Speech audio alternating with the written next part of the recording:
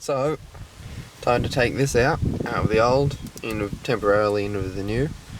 So, that's the iPad and the dash, 137, there's a base knob there.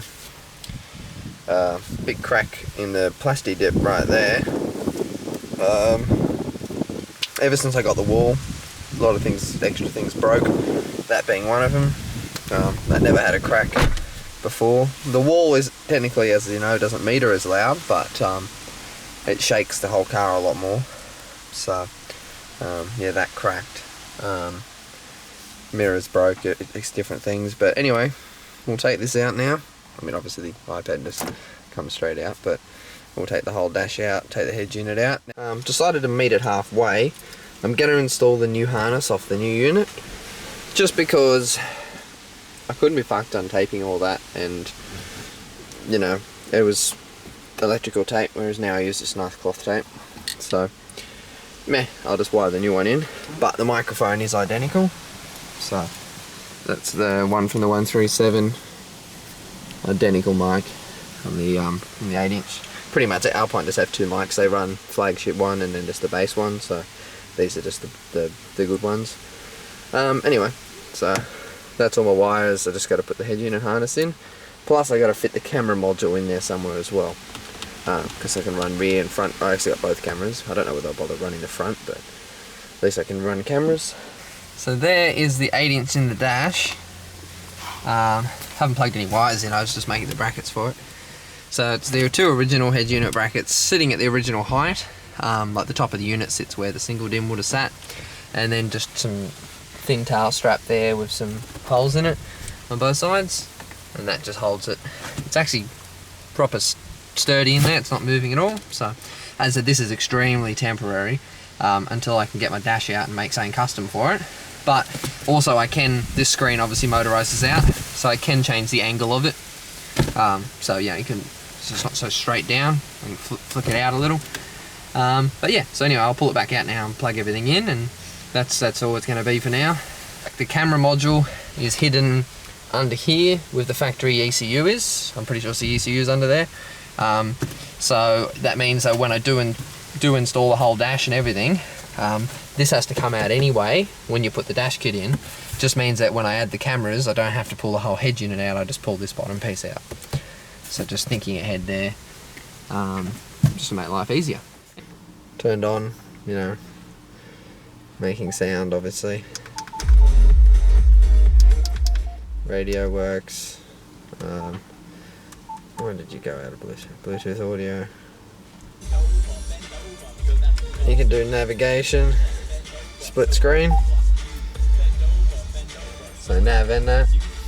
Sits a little too far forward than I'd like it to. So I will, when I build it, I'll make it sit back a little more and a little angled that way. But overall, you just get the idea. Anyway, that'll do me for now, until I make a channel. Cool. You better bend over. So I got my little Alpine rear facing camera and the lead, which is actually 10 meters long. I didn't even realise.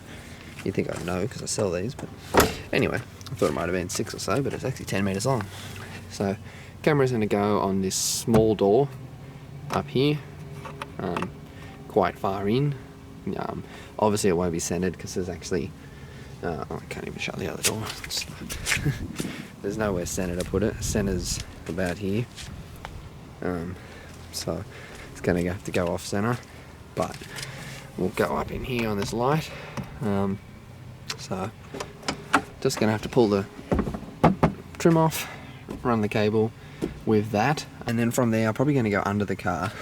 I would go through the car normally, but problems being obviously first of all there's a wall in the way, which is going to make it a lot harder to pull these panels off, but the main reason is also my kick panels are full.